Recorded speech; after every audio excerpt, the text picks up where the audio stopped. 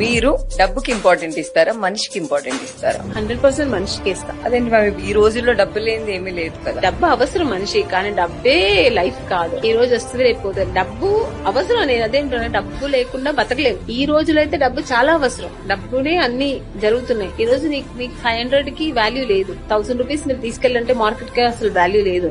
అవసరం లేదని లేదు. కానీ అందుకని అమ్మానాన్ని మనం రిలేషన్షిప్ ని చంపుకొని ఎథిక్స్ లేకుండా బతకడం అంటే అది చాలా తప్పు. మనిషికి ఫస్ట్ ఎథిక్స్ చాలా ముఖ్యం, సెంటిమెంట్ చాలా ముఖ్యం, ఎమోషన్స్ చాలా ముఖ్యం, రిలేషన్షిప్ అంతకంటే ముఖ్యం. డబ్బు ఏం పెట్టుకుంటాం, పోయేప్పుడు ఏమి తీసుకెళ్ళాం కదా.